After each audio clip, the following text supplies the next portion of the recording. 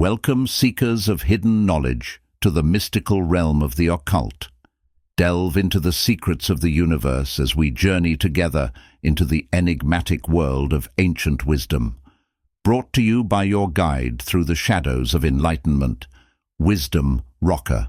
Uncover the mysteries, unlock the power, and journey with us as we explore the hidden depths within the pages of forgotten scrolls and ancient texts. Prepare to embark on a journey beyond the ordinary, where wisdom transcends time and knowledge is your greatest ally. Welcome to Wisdom Rocker. Prepare to awaken your inner sage. In this video, we will be uncovering the wisdom within the chapters of Lectures on Ancient Philosophy. Written by Manly P. Hall. Chapter 14. Exoteric and Esoteric Knowledge. In Plato's Charmides, wisdom is declared to be the science of itself and also the science of other sciences, furthermore, the science of the absence of science and the science of mental temperance. While all other divisions of learning are concerned with objects, substances, places or conditions, wisdom is concerned with its own nature. From it flow however all other sciences, and by it is determined not only the knowable but the unknowable, not only the extent of that which is but also the extent of that which is not. Defined as the proper temperance of the mind, this wisdom, verging toward neither extreme but abiding in perpetual equilibrium, may be likened to the monad of knowing, the unity of rationality, the summit of all sciences and speculations. Today we have preserved those sciences which are properly termed the classifiers of extraneous facts, but that form of wisdom which is primarily concerned with the substance of erudition itself has vanished from the institutes of man. As Plato further observes, a wise and temperate man is one capable of correctly estimating the extent not only of his own knowledge or ignorance but also of performing the same service for others. No one is wise who is not as fully acquainted with the extent of ignorance as with the extent of wisdom, for in mortal concerns wisdom is an inconsequential area of rationality existing in an infinite expanse of ignorance. Temperamentally a skeptic, Socrates infers that wisdom is not the knowledge of things but the knowledge of the condition of knowledge with respect to its absence or presence, an observation plainly intimating that wisdom deals with generals and not with particulars. Wisdom may therefore be considered as composed of the universal S of knowing and the sciences of the particulars of knowing, which as the practical are suspended from theory. Exoteric knowledge, then, can be defined as the knowledge of particulars, a familiarity with those arts and sciences arrived at through application and concentration upon external natures. Conversely, esoteric knowledge is concerned with the inherent nature of knowledge itself and is limited to those acquainted with the more profound issues of philosophy and rational theology. Lest the reader grasp too much of this sublime teaching, Plato causes Socrates to refute the statements concerning this abstract science of knowing, thus, making it perceptible only to such as are in turn able to refute Socrates. When he claimed for science that it would wrest from theology the entire domain of cosmological theory, Professor Tyndall would so magnify the part as to swallow up the whole. The puerility of such an assumption is self-apparent, for science by virtue of its very nature has not and cannot invade the realm of true theology. Science may overthrow the false gods and dogmas of creed, but the mysteries of the divine spheres elude the grasp of corporeal learning since they belong to a more subtle and esoteric realm. Never until knowledge is capable of analyzing itself can it retire into its own causal nature and behold the luminous and stupendous wholeness from which beings are suspended by most intangible threads. Thus, while the knowledge of external natures and the classification of objective phenomena are the definite province of science, none but the mysteries held the true keys to wisdom. They were the custodians of secrets most arcane. Through peculiar disciplines they equipped certain selected mortals with rational instruments by which to measure, estimate and classify those internal facts which forever elude the intellect delimited by its training to the phenomena of the exterior universe. founded, according to Sankhyanayathan, in the night of time. The mysteries were established upon the premise of this twofold wisdom, of which the greater phase was committed to their reverent custody and the lesser revealed to all men without discrimination. The world, however, was not left wholly devoid of truth, for the secrets of the inner life were set forth under the guise of theological fables that those whose rational faculties were awakening might sense and incline toward the more sublime verities. Sallust declares the fables of the wise to be of 5 orders, of which the first is the theological, the second, physical, the third, animistic or psychical, the fourth, material, and the fifth of a mixed order. Many generations often elapsed between the appearance among men of exalted intellects able to comprehend and reconstruct from the figures and metaphors of mythology the hidden body of this spiritual learning, belief in which is now regarded as one of man's most tenacious superstitions. Yet shall we consider as pure figments of the imagination those theological systems which wholly occupied the intellectual faculties of such men as Pythagoras, Plato, Aristotle, Socrates, Proclus, Porphyry, Cicero, Epictetus, Crantor, Atticus, Galen, Plutarch and Boethius? Is not the rational proof advanced to support the existence of this esoteric knowledge as valid in its own field as the proof adduced by science and now regarded as infallible evidence of scientific erudition? That knowledge is not the common property of all is evident from the natural superiority of one mind over another, for no 2 individuals possess equal faculties of comprehension. These intervals of intellect, manifest to even the most obtuse senses, can never be annihilated save by a definite process of improvement by which the lesser self-equips itself to comprehend the findings of the greater. The line of demarcation then, between the hidden and the revealed, is not to be considered definite but rather relative, for the unfolding rationality is ever rejecting the old in favor of the new which, half defined, is scarcely tangible enough to support the intellect. Thus, the individual is ever engaged in tearing away the veils that drape the psitic figure of knowledge. Yet in the words of Sir Edwin Arnold, as veil upon veil he lifts, he finds veil upon veil behind. The elements of realization are forever elusive and greatness or littleness of thought is dependent upon comparison for its estimation. Man is increasing in his ability to comprehend things, to orient himself in relation to place and to estimate quantity and condition.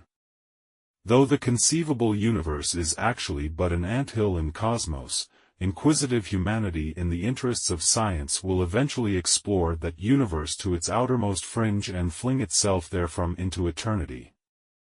As long as the human intellect thus, involved in its own insufficiency communicates its opacity to all external natures, the term esoteric should not be applied to that which is simply unknown, but rather to that which in terms of mortal intellect is unknowable. We have but begun our struggle to master the phenomena of the physical universe. Millenniums must pass before we can hope to classify its infinite diversity and cope with the problem of eternity. Although the universe envelopes us as with a vast mantle of obscurity and isolates us in the midst of our insufficiency, yet no phenomena discoverable either by scientific apparatus or philosophic deduction can be classified as truly esoteric. The building of an improved telescope with lenses powerful enough to reveal a galaxy of stars at present invisible would in no way encroach upon the province of esoteric knowledge, for the fact that these stars may be seen if the physical apparatus is sufficiently acute assigns them to the category of exoteric knowledge. The term exoteric covers the area of communicable facts and includes every form of knowledge discoverable to the intellect through the sense perceptions or the physical mind. That which has been, is now, or can ultimately be recorded upon paper, discoursed upon in the lecture room, debated by polemics, or dissected by the anatomist, must perforce belong to the inferior sphere of speculation where these activities are common and hence be exoteric. That which can be couched in the language of the mortal sphere pertains to the mortal sphere. But that which pertains to the higher spheres can never be caught upon the surface of grosser substances or sensed by duller perceptions. In one sweep the self-recommended vendors of things esoteric who herald their coming with 24-sheet posters, are thus eliminated. The communication of esoteric knowledge requires a method far more than any at the command of metaphysical mountebanks. The proper custodians of this knowledge, the ancient mysteries, realized too well that its transmission and perpetuation were the most difficult of all tasks, in many instances bordering on the impossible. How shall we reveal to another that which entirely transcends the province of the senses, that which is non-convertible into mundane terms and with which nothing physical is comparable? Hence the secret schools of antiquity instituted systems of definite discipline by which the whole nature was dissociated from the elements of exoteric knowledge and through protracted effort elevated to the level of supersensuous comprehension. Having reached this state, the principles of higher knowing were then communicated to the neophyte by a method almost as arcane as the secrets themselves. A strange telepathic system was developed whereby the findings of the subtler inner perceptions were communicated without passing through that place interval which exists between ordinary intellects, an interval which must be filled with words or other symbolic forms in which the esoteric matter is necessarily lost. How then shall we define esoteric knowledge? It is the classification of those superessential elements of the pure intellect sphere where form, as man recognizes it, does not exist. It must be communicated by a method which, while it awakens no response in the sensory organisms, renders knowledge comprehensive to the inner perceptions. The subject of this inner knowledge and its method of communication has long confounded men of letters. Science cannot conceive of the human mind functioning independently of matter, nor, if consistent to their premises, can men of science admit the possibility of the mind thinking in terms independently of form. In other words, they cannot dissociate the rational processes from the similitudes of phenomena and the laws of comparison that dominate the field of material thought. According to science, the human mind instinctively clothes its conclusions and reactions in the vestments of form, so that even before the thought is registered by the outer nature of the thinker it is habited in familiar, yes, even trite and conventional forms. What science really means, however, is not that thoughts are necessarily always related to form, but rather that until they are clothed in the elements of form they are incommunicable. In other words, thoughts for which there are no form associations must die at birth. Dominated by the laws of generation and under the patronage of the goddess Demeter, the physical sphere will permit no energy to exist within its domain unless that energy abide by the dictates of matter by being clothed in the substances of matter.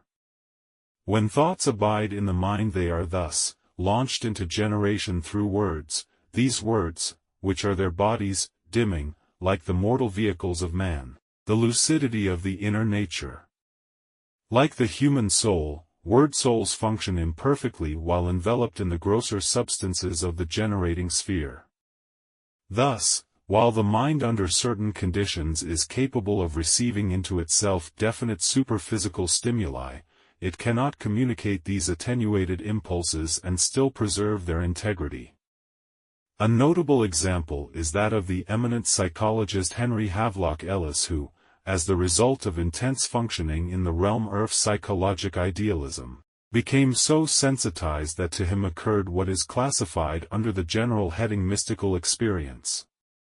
In his book, The Dance of Life, he writes, "Myself was one with the not-self, my will one with the universal will. I seemed to walk in light, my feet scarcely touched the ground, I had entered a new world." The effect of that swift revolution was permanent. At first there was a moment or two of wavering and then the primary exaltation subsided into an attitude of calm serenity toward all those questions that had once seemed so torturing. Neither was I troubled about the existence of any superior being or beings, and I was ready to see that all the words and forms by which men try to picture spiritual realities are mere metaphors and images of an inward experience. I had become indifferent to shadows, for I held the substance.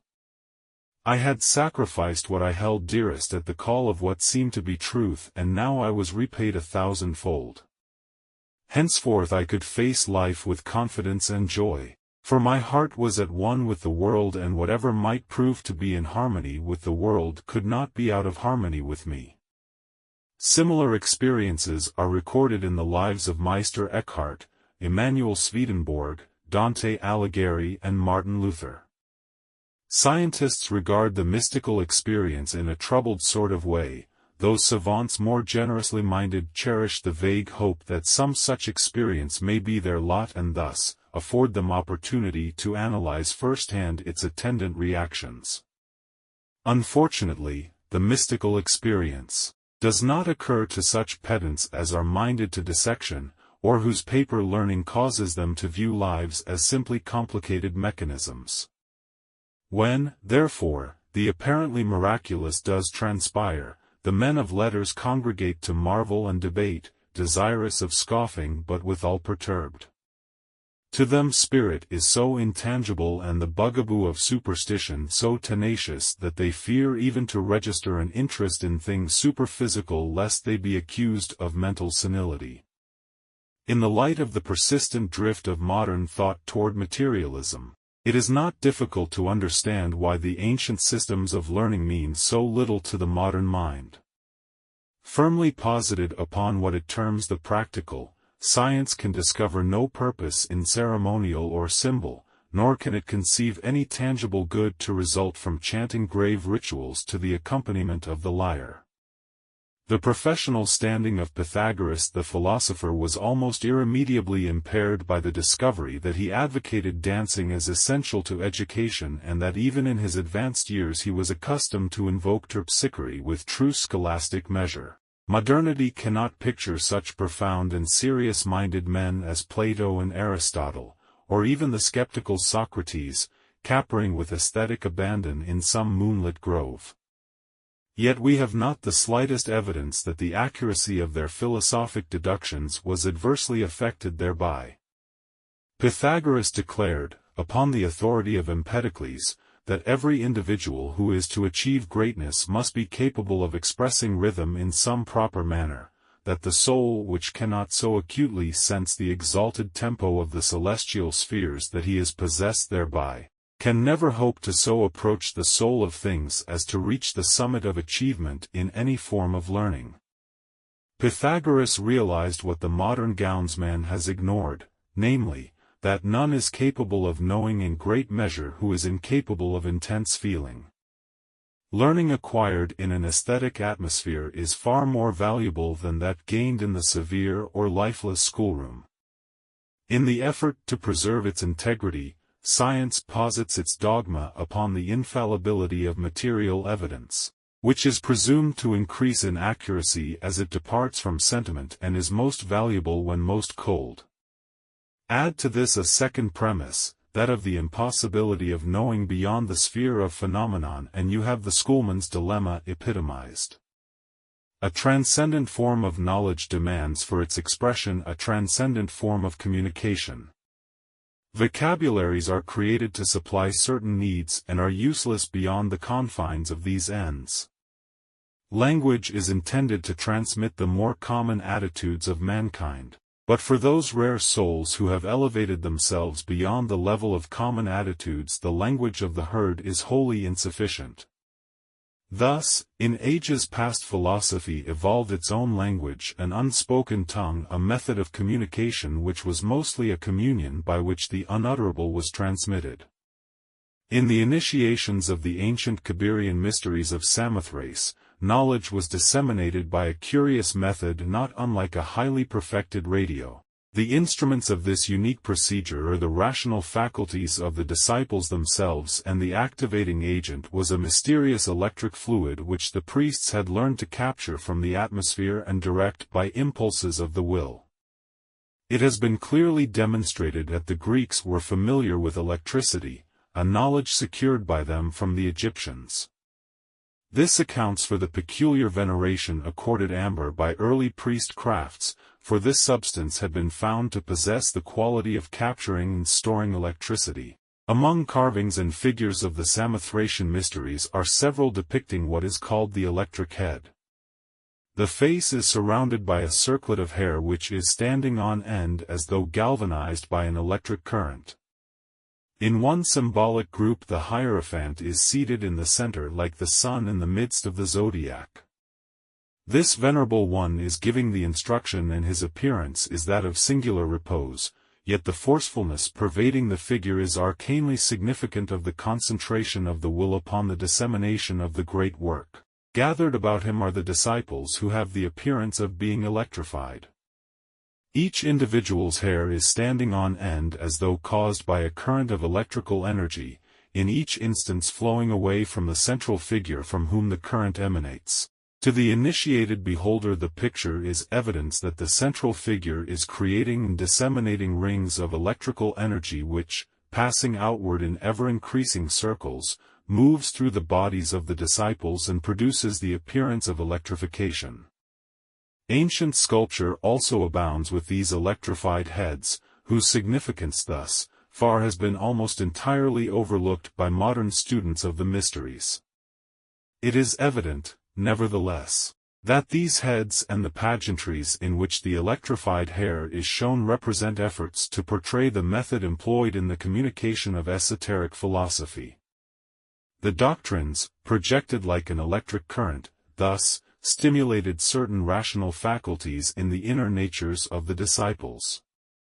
As a result of such internal stimuli the disciples were enabled to sense, feel, or intuitively grasp that which was incommunicable by any objective means. Only when the disciplines of the secret schools had stimulated the internal centers of consciousness to a point where it was possible for the neophytes to be brought en rapport with the inner perceptions of the Hierophant could this body of secret tradition concerning formless and eternal truths be communicated from one to another.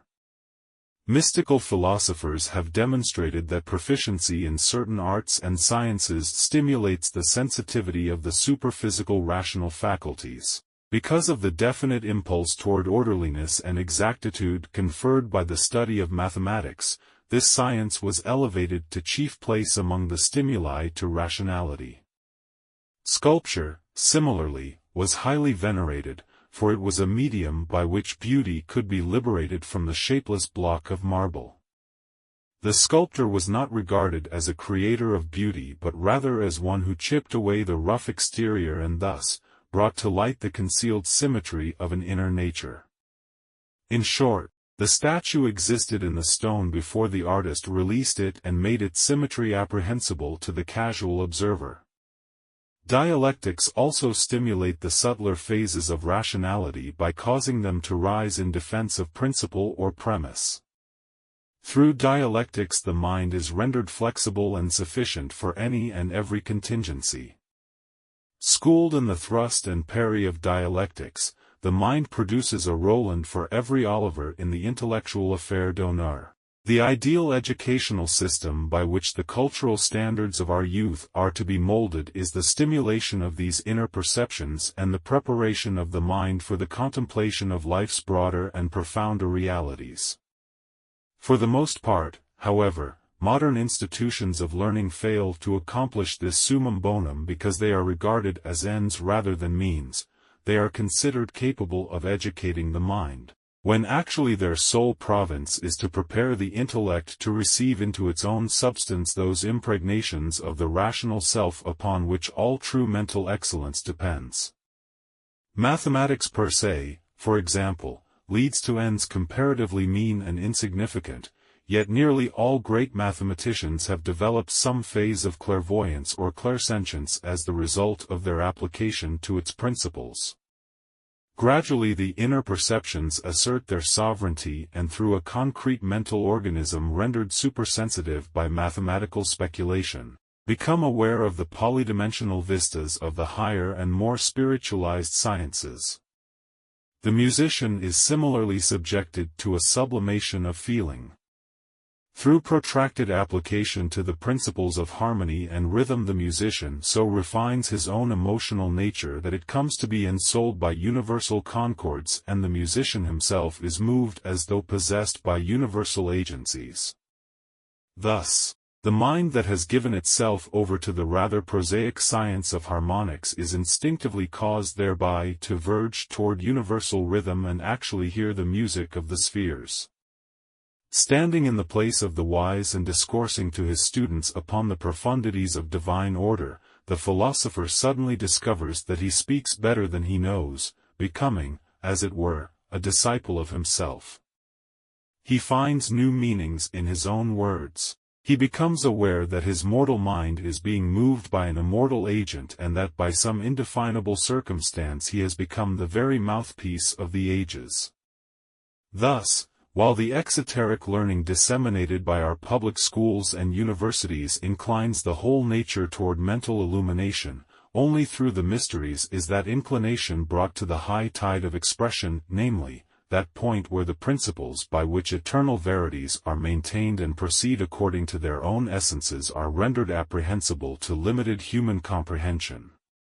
With rare exceptions, eminent educators admit that our schools are primarily intended to be stimulators of internal faculties, which faculties alone are capable of inducing the state of knowing. In the majority of cases, however, even our comparatively sufficient educational facilities are productive of results either abortive or hopelessly mediocre. Too often the student is simply introduced to those phases of learning which are definitely applicable to the utilitarian problems of the age. His education is consequently considered complete when he is schooled in any subject sufficiently for it to serve as a livelihood.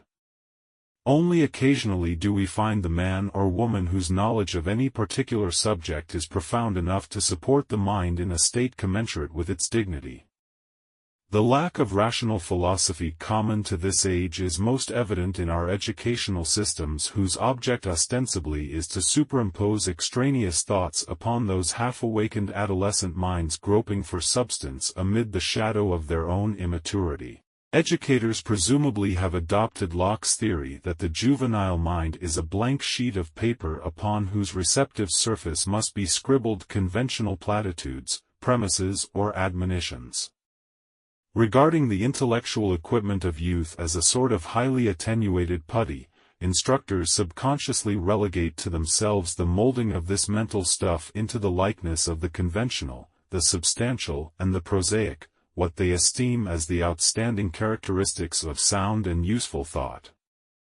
Under the molding influence of the old, it is thus assured that the new life will be a replica of those inadequate generations which rise from their stupor only to blight futurity.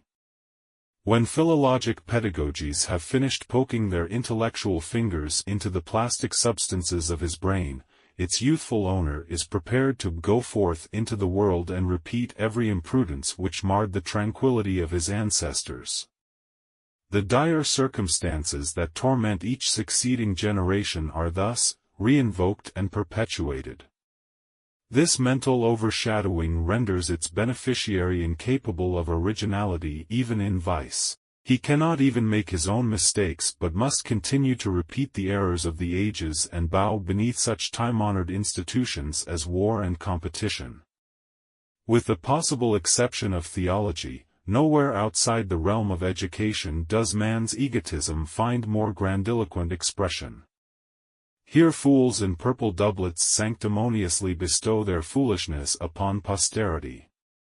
Having lost sight of the true purpose of education, these pedants regard him well, cultured who thinks least and remembers most while in the schoolroom, but who, having matriculated into the greater concerns of life, there conveniently acquires the knack of forgetting even the little he once remembered. With the ends of education thus most effectively obscured, the means by which these ends should be attained are at best but highroads to nowhere. Education has become a vicious circle wherein the ignorance of one generation is transmitted like a hereditary taint to its progeny. Every form of social evil is made to thrive exceedingly, and the racial virtues are periodically threatened with extinction. Interpretation is the preponderant factor in modern teaching. The instructor perforce acts as an intermediary between the complexity of a science and the insufficiency of a partly developed mind. To interpret adequately is a divine gift bestowed by the gods only upon those whose attainments rival the heroic deeds of myth and legend. A great interpreter is no less a master than a great originator, for only a mind as great as the conceiving mind can intelligently interpret the concepts of that conceiving mind. A proper instructor of the young is born, not made. His genius is supreme, for not only must he be able to grasp the infinite complexity of a subject, but he must also reduce that complexity to an orderly simplicity. He must think downward to those intellects that still verge upon the state of thoughtlessness, inclining them gently, reverently, yet unmistakably, toward rational procedure. Plato was dead 500 years before an interpreter was found worthy of the task of revealing the intellectual achievements of this illustrious mortal. Of all Platonic successors, only Proclus sensed the significance and magnitude of Plato's contribution to human knowledge. Each century gives birth to but one or two truly creative or interpretive minds. All other claimants to proficiency in conversance are merely meddlers in matters of the mind, dabblers, dilettanti, veritable parasites upon the bodies of art and science. They suffer from that most loathsome and fatal of all diseases, ignorance of their own ignorance. The prime requisite of every great exponent of an art or science is that he shall recognize and emphasize its aesthetic and ethical aspects. Even such prosaic arts as carpentry and cookery may become media by which the mind can be introduced to the beautiful, the noble and the good. Knowledge of any particular subject is profound enough to support the mind in a state commensurate with its dignity. The lack of rational philosophy common to this age is most evident in our educational systems, whose object ostensibly is to superimpose extraneous thoughts upon those half-awakened adolescent minds groping for substance amid the shadow of their own immaturity. Educators presumably have adopted Locke's theory that the juvenile mind is a blank sheet of paper upon whose receptive surface must be scribbled conventional platitudes, premises or admonitions. Regarding the intellectual equipment of youth as a sort of highly attenuated putty, instructors subconsciously relegate to themselves the molding of this mental stuff into the likeness of the conventional, the substantial and the prosaic, what they esteem as the outstanding characteristics of sound and useful thought. Under the molding influence of the old, it is thus assured that the new life will be a replica of those inadequate generations which rise from their stupor only to blight futurity. When philologic pedagogues have finished poking their intellectual fingers into the plastic substances of his brain, its youthful owner is prepared to go forth into the world and repeat every imprudence which marred the tranquility of his ancestors. The dire circumstances that torment each succeeding generation are thus re-invoked and perpetuated. This mental overshadowing renders its beneficiary incapable of originality even in vice. He cannot even make his own mistakes but must continue to repeat the errors of the ages and bow beneath such time-honored institutions as war and competition. With the possible exception of theology, nowhere outside the realm of education does man's egotism find more grandiloquent expression. Here fools in purple doublets sanctimoniously bestow their foolishness upon posterity. Having lost sight of the true purpose of education, these pedants regard him well, cultured who thinks least and remembers most while in the schoolroom, but who, having matriculated into the greater concerns of life, there conveniently acquires the knack of forgetting even the little he once remembered.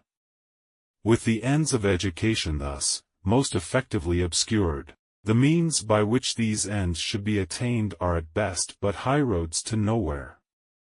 Education has become a vicious circle wherein the ignorance of one generation is transmitted like a hereditary taint to its progeny. Every form of social evil is made to thrive exceedingly, and the racial virtues are periodically threatened with extinction. Interpretation is the preponderant factor in modern teaching. The instructor perforce acts as an intermediary between the complexity of a science and the insufficiency of a partly developed mind. To interpret adequately is a divine gift bestowed by the gods only upon those whose attainments rival the heroic deeds of myth and legend. A great interpreter is no less a master than a great originator, for only a mind as great as the conceiving mind can intelligently interpret the concepts of that conceiving mind. A proper instructor of the young is born, not made. His genius is supreme, for not only must he be able to grasp the infinite complexity of a subject, but he must also reduce that complexity to an orderly simplicity. He must think downward to those intellects that still verge upon the state of thoughtlessness, inclining them gently, reverently, yet unmistakably, toward rational procedure. Plato was dead 500 years before an interpreter was found worthy of the task of revealing the intellectual achievements of this illustrious mortal. Of all the Platonic successors, only Proclus sensed the significance and magnitude of Plato's contribution to human knowledge. Each century gives birth to but one or two truly creative or interpretive minds. All other claimants to proficiency in conversance are merely meddlers in matters of the mind, dabblers, dilettanti, veritable parasites upon the bodies of art and science. They suffer from that most loathsome and fatal of all diseases, ignorance of their own ignorance. The prime requisite of every great exponent of an art or science is that he shall recognize and emphasize its aesthetic and ethical aspects. Even such prosaic arts as carpentry and cookery may become media by which the mind can be introduced to the beautiful, the noble and the good. Failure to perceive the substratum of divine agency below the surface of every physical procedure is to demonstrate one's disqualification to instruct in the elements of that procedure.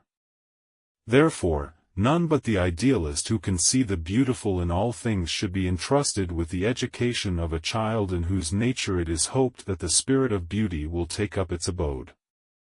Of Greek philosophy it has been said that its interpretation was reserved for men who were born indeed in a baser age, but who being allotted a nature similar to their master were the true interpreters of his sublime and mystic speculations. See the introduction to the select works of Plotinus. Of education in general, as of jurisprudence in particular, it is all too evident that the spirit is dead and only the letter remains. Those dependent upon it for intellectual sustenance sicken and ultimately become intellectual corpses from whom the rational life has fled. As without the fructifying principle the germ of potentiality cannot burst its confining walls, so without the higher ethics of philosophy the seed of divinity resident in man can never be quickened. Only a comprehending soul rendered aware of the luminous realities behind the veil of form through the disciplines of right thinking, can dispel those illusions which, like the monsters of a fabled age, guard the adytum of the sacred sciences. The corruption that crept into its ethical institutes was the direct cause of the decadence of pagandom. Those custodians of the secret doctrine, the venerable hierophants of the mysteries, left their schools and hied themselves to the remote corners of the earth. Deprived of their inspired leadership, the mysteries became mere mongers of empty words. After courageously passing all the hazardous trials of the ancient rituals, the enthusiastic neophyte did not receive at the completion of the rites the promised esoteric knowledge. Sanctimonious priests could only drone garbled fancies, or whisper with bated breath elegant nothings in his ear. In the quest for truth men will risk much, but even the most intrepid soul will hesitate to jeopardize life or limb for such dubious returns. A similar betrayal of trust also awaits the modern seeker after truth. The ends to be gained by modern education are so doubtful that there is much justification for the revolt of youth against a system which, in exchange for some 18 years of application, leaves him as unfitted for life as before. While the social standing of the well-educated man may be a trifle more impressive and his earning capacity exceed that of his less-schooled brother, he does not necessarily excel him in an understanding of those deeper issues of life with which higher education should be, but unfortunately is not, concerned. College men are quite as unhappy as illiterates. In fact, their capacity for sorrow is enlarged, for their curriculum has acquainted them with a legion of miseries to which the uneducated are immune. All too often schooling complicates uncertainties, multiplies doubts, generates disquietudes, and verifies the growing suspicion that all creation is awry. Instead of solving problems, modern education complicates them. Reacting to this divergence of dictum and tenet, the mind schooled beyond its capacity either rejects them in toto to become a philosophic atheist, or making a show of digesting them becomes unbearably sophisticated. The defection of modern youth from education is more than a surface symptom. The student is content to slip through college with mediocre grades because he is firmly convinced that all the knowledge he can ever hope to secure is nugatory in solving the imminent problems of his life. Hence the chief incentive for distinction in scholarship is removed. When the modern college rose as a substitute for the ancient collegia, it fell heir to its task but not to its toga. While the collegia of Greece and Rome were the domiciles of a transcendent learning under the patronage of the gods and heroes, the colleges of today are but hollow imitations of these older and nobler institutions. In comparison to that sublimer knowledge disseminated by these ancient schools, modern houses of learning have become dispensaries of but the husks of knowledge. The illustrious record of the past must not be erased from man's memory. Modern methods, on the other hand, must be recast into a more sufficient mold, for the morbid materialism of this age can only be dispelled by educating the juvenile mind in the principles of higher rationality. In antiquity the roads of lower education led, like the converging spokes of a wheel, toward the mysteries. Knowledge was then an actuality, and the byways of speculative thought, though tortuous, eventually led to the open gates of operative knowing. Those who excelled in temporal education, by right of their superior mentality and integrity, were permitted to enter that inner sanctuary where the principles of divine knowledge were unfolded. Here the mind was diverted from the course of materiality and initiated into those secrets of spiritual comprehension which bestows tranquility, compassion, and comprehension. Higher education began where lower education ceased, and all who sincerely desired to know were privileged to receive knowledge up to the limits of their own capacity. The arts and sciences of men were revealed to be but outer garments of a divine spirit, the concealments of a superior science, the science of living. Today all this has been swept aside, and the advanced bodies of learning are unable to confer that more adequate interpretation, for lack of which education necessarily fails. How little true incentive there is for scholastic greatness when he who has learned all that men can teach finds naught but disenchantment in the inadequacy of the whole system. When the masters of a science confess their ignorance of the very principles which are the daily subjects of their speculations, what shall it profit a man to sit at their feet and spend his years in the determination of the exact degree of ignorance possessed by his mentors? Is it not possible that man comes into this physical world better fitted to function in harmony with rationality than after passing through what we like to term our course of culture, wherein the divine impulses toward the virtuous and the beautiful are stunted and the integrity of the nature incurably upset? Man is fortunate indeed if his education does not render him incapable of knowing. As Paracelsus might have said, he is best served by education who is least injured by it. A great thinker is one who by some strange providence has escaped the pitfalls of mediocrity unwittingly dug by men to entrap genius. All the world, wrote Emerson, is at hazard when God lets loose a thinker. Humanity seems to fear an intellect which is great enough to destroy our prevalent sense of smugness and complacency. We are naturally inclined toward inertia. Whether comfortably or uncomfortably we prefer to vegetate, and woe unto him who dares disturb our proletarian serenity. Humanity chooses to languish in the darkness of things as they are for fear that the godlike splendor of things as they might be will also uncover humanity's foibles and impose the burden of their correction. Knowledge is a responsibility, and responsibility is a term formidable and disquieting. No better epitome of the enslavement of the intellect by education can be found than Alexander Pope's excoriation of pedantism in the 4th book of the Dunciad, the Epic of the Dunces. The pedagogues of every land are here personified by a spectre whose index finger the virtue of the dreadful wand holds forth, and whose beavered brow a birchen garland wears. Preceptor of an awful knowledge, the bloodless lips of this spectral doctrinaire speak out the mandates of the superficial. Since man from beast by words is known. Words are man's province, words we teach alone. When reason doubtful, like the Samian letter, points him 2 ways, the narrower is the better. Placed at the door of learning, youth to guide, we never suffer it to stand too wide. To ask, to guess, to know, as they commence. As fancy opens the quick springs of sense, we ply the memory, we load the brain. Bind rebel wit and double chain on chain. Confine the thought, to exercise the breath. And keep them in the pale of worlds till death. Whatever the talents, or how designed, we hang one jingling padlock on the mind.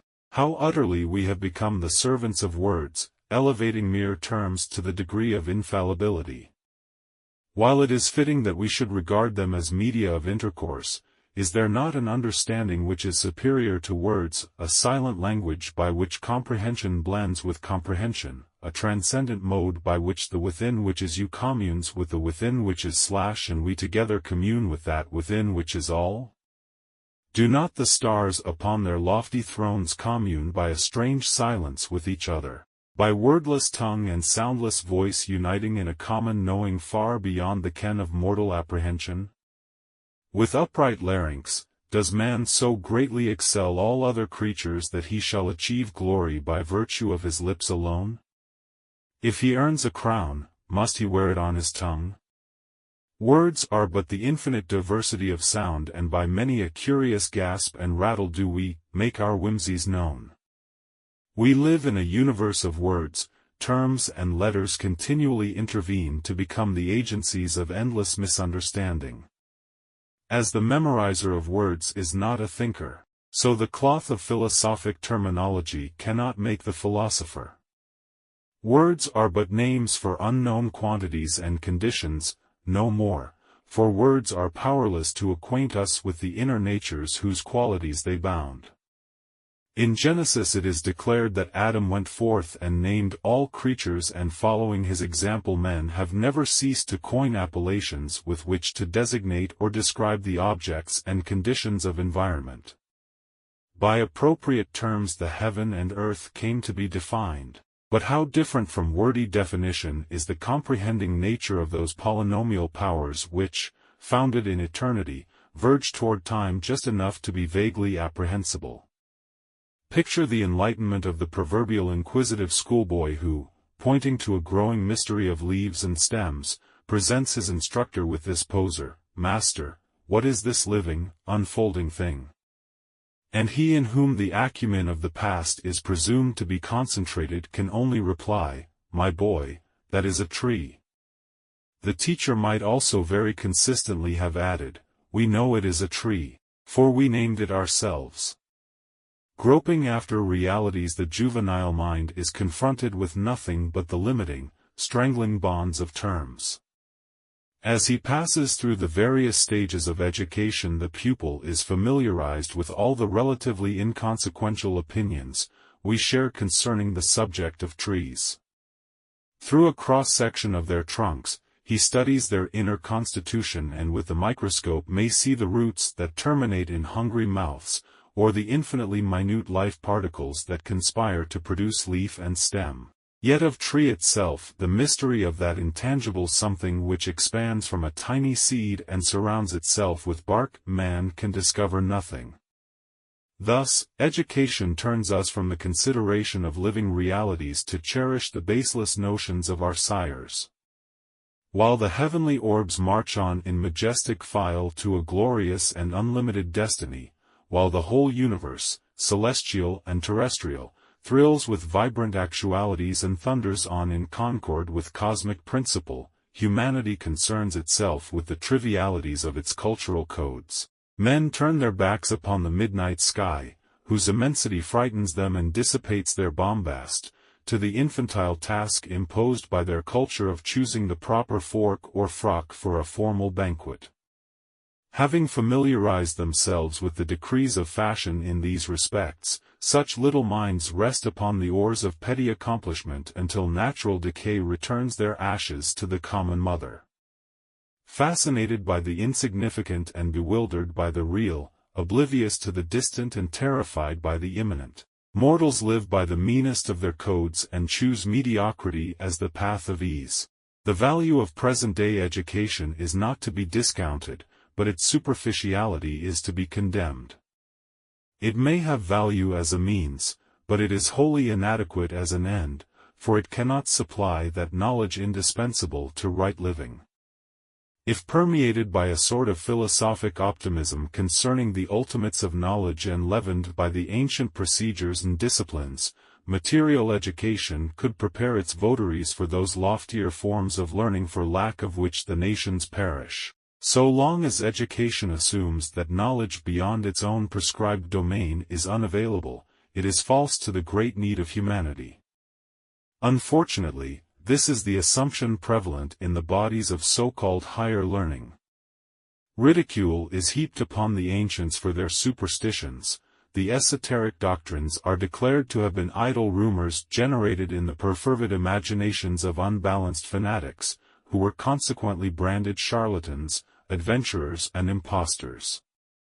Mindful of the claims of consistency, should we not condemn as impostors those schools which supply mere notions in lieu of actual knowledge and declare the individual to be educated though totally ignorant of every vital issue of existence? Graduates of modern educational institutions are presented with impressive diplomas, which too often are the most tangible evidence of scholastic attainment. In his discourse on initiation, Hermes elucidates to his son Tatian the subject of spiritual education.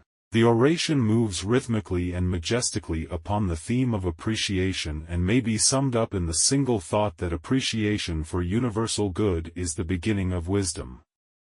Education is here revealed as the discipline whereby man is rendered capable of appreciating divine order and made susceptible to its redeeming impulses.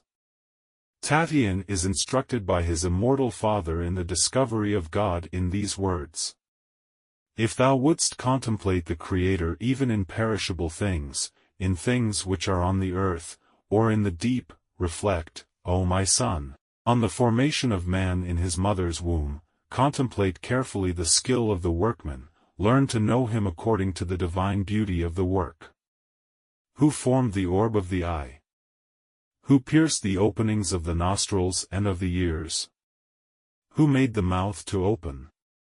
Who traced out the channels of the veins? Who made the bones hard? Who covered the flesh with skin? Who separated the fingers and the toes? Who made the feet broad? Who hollowed out the pores? Who spread out the spleen? Who formed the heart like a pyramid? Who made the sides wide? Who formed the caverns of the lungs? Who made the honorable parts of the body conspicuous and concealed the others? See how much skill is bestowed in one species of matter, how much labor on one single work. Everywhere there is beauty, everywhere perfection, everywhere variety. Who made all these things? Who is the mother, who is the father, if it be not the only and invisible God, who has created all things by his will? Alcibiades, the Greek patrician who nursed within his breast senatorial aspirations, submitted to an inventory of his mental and ethical qualifications at the hands of Socrates, who thereupon demonstrated that the sole asset of the youth consisted of a vague proficiency in strumming the lyre, the ability to recite poetry not too badly, and an indifferent prowess in the gymnasium. Holding up the mirror of rationality before Alcibiades, Socrates convinced the would-be guardian of the sovereignty of Athens that he lacked sufficient intelligence to administer his own affairs, let alone those of the Athenian commonwealth. Times have changed since those golden days when skeptic and peripatetic roamed the Athenian byways, but the spirit of Alcibiades still lives. What matters it if his lyre has now become the saxophone, his quoit and javelin the ball and bat, and his poetic fancies chiefly concerned with caroling the virtues of his alma mater? The 20th century Alcibiades still goes forth full of purpose but woefully empty of knowledge, and for lack of a Socrates may actually become a senator and tax the resources of Providence to preserve the integrity of the Commonwealth. The universalization of educational opportunity is the exalted purpose of today. The body politic enthusiastically supports every issue which encourages and facilitates the promulgation of learning. Impressive institutions for the instruction of the young are the civic pride of every community, and like the cathedrals of medieval Europe shadow the teeming city spread out around them. We have deified education and build temples to the spirit of wisdom, even as antiquity gilded shrines for the gods of yore. Nevertheless, to us education is still but a word, a wonderful word, truly implying all that is noble, all that is beautiful, all that is true. Yet how far does the practice fall short of the premise, how vast the interval between the implication and the fact. The education for which men have even given their lives and which they have preserved at fearful cost through the world's dark ages, the education which the seekers of every age have sought with whole-souled longing, the education that was the very bounty of the gods and the evidence of their perfect covenant with men, this education has failed from the earth. Knowledge has retired again into that Stygian darkness from which the first philosophers called it forth by strange rite and sacrificial deed. We live in a day of material enlightenment, but profound indeed is our ethical and philosophic benightedness. There is a supreme educator, an all-knowing preceptor, an all-wise counselor, an all-sufficient guide, whose integrity dwarfs that of any mortal man. Deep in the inner recesses of our own souls, but obscured by the hallucinations of the senses, is Mercury's inexhaustible pitcher, an infinite capacity which, though ever flowing, is ever full. Man's only educator is this inner self, which alone is capable of sifting fact from fancy. The drawing forth of this inner knowledge and its establishment as the ever-sufficient and comprehending director of the outer life is the true office of education. Educo, then, signifies to draw forth, and education is that mental process of the outer mind by which is evoked as though by magic the mighty genius that, like a sleeping giant, is man's unsuspected strength. Truth, then, comes from within, fancies from without. And never will education fully solve the problems that are its peculiar province until it equips unfolding manhood and womanhood with the keys by which this treasure house of inner potentialities may be unlocked. As through a glass darkly can even now be glimpsed that tomorrow of education when, grasping with fuller realization the purpose of its own existence, thy school assumes the fullness of its role by becoming the dispenser of those disciplines by which man may release the greater thinker within. How removed from the frenzied searcher after temporal knowledge is the calm and certain master of the hidden path. The philosopher does not gaze at the stars through man-made telescopes alone, but by the transcendency of his internal faculties he is lifted up and taken into the very soul of the star itself. He feels its life throbbing through him, and from his place within its very heart he learns its innermost secrets. Mingling through his inner self with the inner selves of all things, the truly educated one thus exchanges vain fancy and speculation for the perfect understanding. The soul in him communes with the soul in his world, and both share in a common felicity. He sees, he senses, and he feels, thus, coming into possession of countless esoteric secrets which, though his very own, he cannot impart to others, nor even explain to that inferior self which is in bondage to the sphere of ignorance. Thanks for watching the Wisdom Rocker. Don't forget to like, comment, and share.